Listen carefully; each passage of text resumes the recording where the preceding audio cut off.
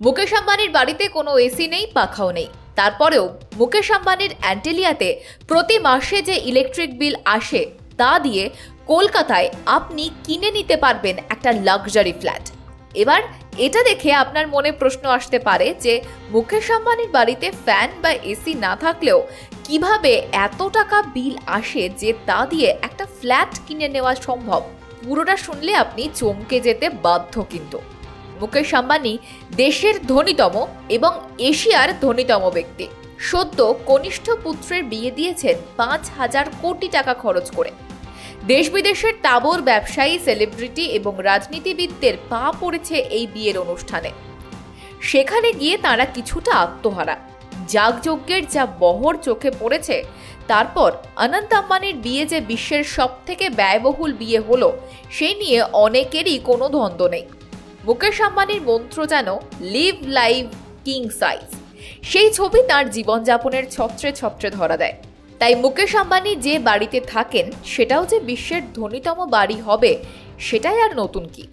আচ্ছা, মুকেশ আম্বানি যেভাবে lifestyle lead করেন, সেখানে প্রতিদিনই নতুন নতুন নানা তথ্য সব সামনে উঠে আসে। মুকেশ যে বাড়িতে থাকেন তার নাম অ্যান্টেলিয়া। আজকে বলবো এই অ্যান্টেলিয়া নিয়ে, যেখানে এসি পাখা কিছুই নেই। সেখানে অ্যান্টেলিয়া কিভাবে নিজের ঘর ঠান্ডা রাখে। মুকেশ আম্বানির বাড়ি অ্যান্টেলিয়ার দাম প্রায় 16,000 কোটি টাকা। এই বাড়িতে রয়েছে 27টা ফ্লোর। এখানেই 2012 সাল থেকে বিলাসবহুল জীবন কাটান আম্বানি পরিবার। একটা রিপোর্ট থেকে জানা যাচ্ছে অ্যান্টেলিয়ায় প্রতি মাসে শুধু বিদ্যুতের খরচ আসে প্রায় 70 লাখ টাকা। ভাবতে পারছেন, প্রতি মাসে শুধু বিদ্যুৎ খরচ বাবদ নাকি 70 লাখ টাকা প্রতি মাসে দিতে হচ্ছে মুকেশ আম্বানিকে। যেই টাকা একজন ভারতীয় মধ্যবিত্ত পরিবার সারা জীবনে জমাতে পারে, আর সেই টাকা নাকি এক মাসে শুধু বিদ্যুতের বিল খরচেই বেরিয়ে যাচ্ছে। কেন? তাও তো ওই বাড়িতে কোনো এসি বা পাখা নেই। মুকেশ আম্বানির বাড়ি অ্যান্টেলিয়া যেখানে, সেই জায়গাটা বিশ্বের অন্যতম ধনী এলাকায়। বাড়িটার নকশা করা হয়েছে ক্রিস্টাল মার্বেল এবং মুক্তো দিয়ে। অ্যান্টেলিয়াতে রয়েছে 6 তলা গাড়ি রাখার জায়গা। 150-র ওপর গাড়ি থাকে খোদ মুকেশ আম্বানি। বলা হয় প্রত্যেকটা ফ্লোরের এতটাই হাইট, যা দেখে 27 তলা হলেও আসলে যেন 60 তলার সমান। প্রত্যেক ফ্লোরের ডিজাইন আলাদা আলাদা। একটি ফ্লোরের সঙ্গে অন্য ফ্লোরের ডিজাইনে অনেক ফারাক। এই অ্যান্টেলিয়াতে রয়েছে প্রায় 600 জন কর্মচারী। রিক্টার স্কেলে 8 মাত্রার ভূমিকম্প হলেও এই বাড়ির কোনো ক্ষতি হবে না। অ্যান্টেলিয়ায় রয়েছে 9টি লিফট, যা অ্যান্টেলিয়ার বিভিন্ন ফ্লোরকে কানেক্ট করছে।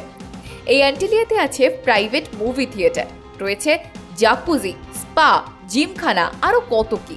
অ্যান্টেলিয়া বাড়ি যেন সব দিক থেকেই লাক্সারিতে পরিপূর্ণ। কিন্তু সেই বাড়িতে নেই কোনো এসি বা ফ্যান। তারপরেও কেন 70 লাখ টাকা বিল আসছে জানেন? বলা হয় মুকেশ আম্বানির বাড়িতে যে দেওয়াল রয়েছে, সেগুলো এমন ইউনিক ডিজাইনে বানানো যে সেগুলো আমার আপনার বাড়ির নর্মাল দেওয়ালের মতো নয়। ফলে বাইরে থেকে হাওয়া এসে এই দেওয়ালে প্রবেশ করে, তারপর সেই দেওয়াল থেকে হাওয়া ঠান্ডা হয়ে ঘরের মধ্যে ছড়িয়ে পড়ে। বলা হয় বাইরে যত গরমই থাকুক না কেন, ঘরের ভেতরে টেম্পারেচার অনেকটাই কম থাকে। সেই ঠান্ডা হাওয়া ছড়িয়ে পড়ে ফ্লোরের সর্বত্র। আর সেই কারণে অ্যান্টেলিয়ায় কোনো ফ্যান বা এসির প্রয়োজনই পড়ে না। তবে এসবের মধ্যেও আলাদা করে বলতে হয় নীতা আম্বানির বাথরুমের কথা। সেই বাথরুমের অনেক কিছুই নাকি স্বয়ংক্রিয়। কম্পিউটারের মাধ্যমে নিয়ন্ত্রণ করা যায় টেম্পারেচার, জলের ফ্লো। তাহলে বুঝলেন তো কেন মুকেশ আম্বানির বিদ্যুতের বিলের খরচ পৌঁছে যায় 70 লাখ টাকায়, তাও আবার প্রতি মাসে। আজকের প্রতিবেদন নিয়ে আপনাদের কি মতামত জানান কমেন্ট বক্সে। সঙ্গে দেখতে থাকুন বিজনেস প্রাইম নিউজ। জীবন হোক অর্থবহ।